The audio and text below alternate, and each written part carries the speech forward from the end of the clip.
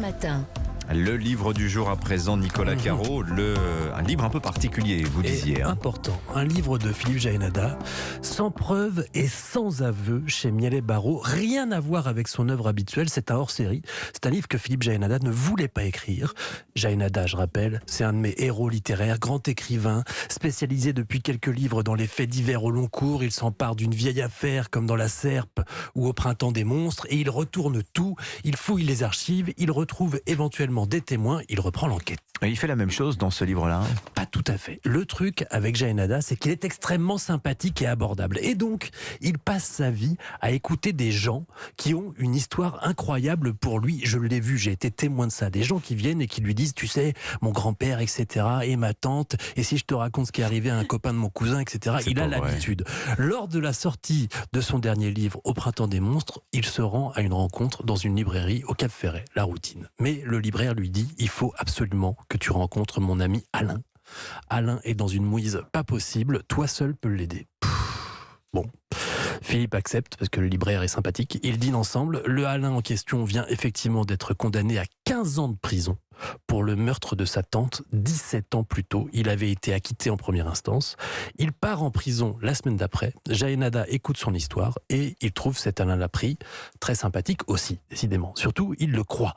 Mais d'abord, il ne connaît pas le dossier dans les détails et puis Jaénada se méfie de lui-même. C'est pas parce qu'il trouve quelqu'un sympathique que ça fait un innocent. Mais tout de même, quelque chose grince dans cette affaire. Alors, il met les mains dedans, il se procure le dossier d'instruction et il en ressort taché de multiples erreurs, approximations et raccourcis en tout genre qui ont quand même mené donc à l'incarcération d'Alain Laprie. Alors c'est son vrai nom, cet homme. Il a été jugé, vous nous l'avez dit, condamné. C'est la vérité judiciaire. Exactement. Et les recours sont épuisés de toute façon. Mais Philippe Jaénada nous raconte et plonge avec nous dans le dossier d'instruction. Et franchement, il faudrait être de mauvaise foi pour ne pas reconnaître au moins des manquements.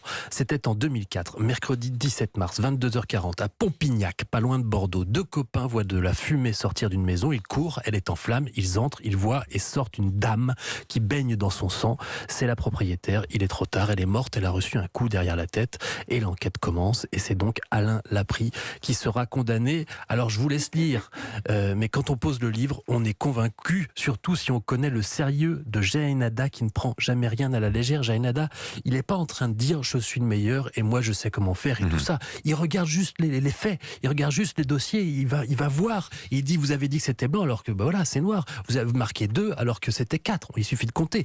Plein de petites choses comme ça mises bout à bout. Et alors en plus, c'est quand même son plus produit à Jaénada, c'est-à-dire qu'il arrive même à nous faire rire dans des circonstances aussi terribles parce qu'on n'oublie jamais qu'il y a en ce moment un homme sans doute innocent en prison. En tout cas, maintenant, c'est aussi ma conviction. Sans preuve et sans aveu, le dernier Philippe Jaénada chez Miel et Barreau. Étonnant, vous m'offrez une transition toute trouvée avec le sujet de notre club de la presse à 8h40.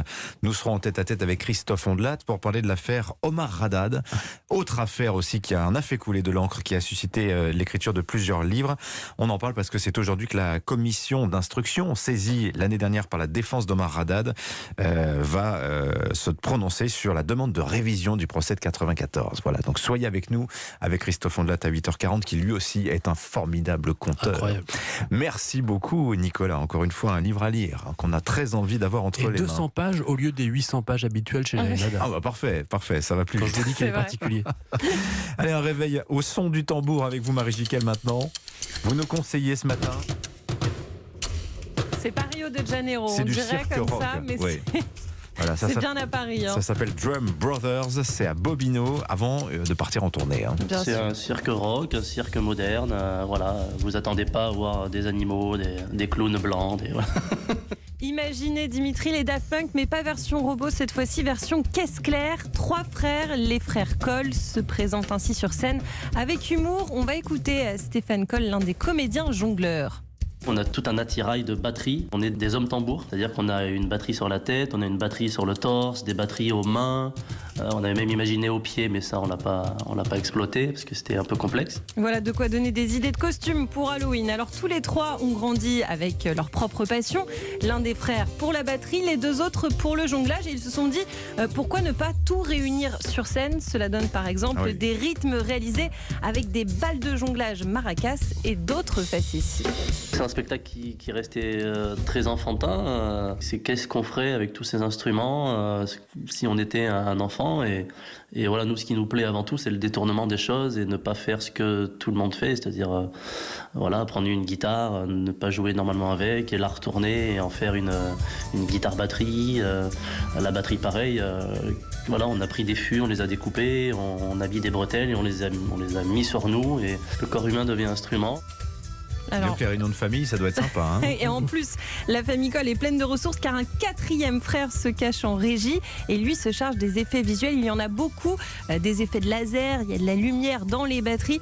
Un spectacle, vous vous en doutez, énergique, accessible aux enfants. Voilà, je pense que la fratrie va donner des vocations. Et enfin, pour les oreilles sensibles, on met des petits bouchons. Hein. Les comédiens sont d'ailleurs équipés des bouchons spéciaux. Qu'est-ce que tu veux faire quand tu seras grand? Tambour, papa. Sympa. Les Drum Brothers, c'est à Bobino à Paris jusqu'au 29 octobre. Donc vous pouvez aller les voir pendant les vacances scolaires. Ensuite, ils sont en tournée dans toute la France à partir de novembre. Merci beaucoup Marie Jiquel. Un beau spectacle, un bon bouquin. Quoi que demande le peuple? 7h52.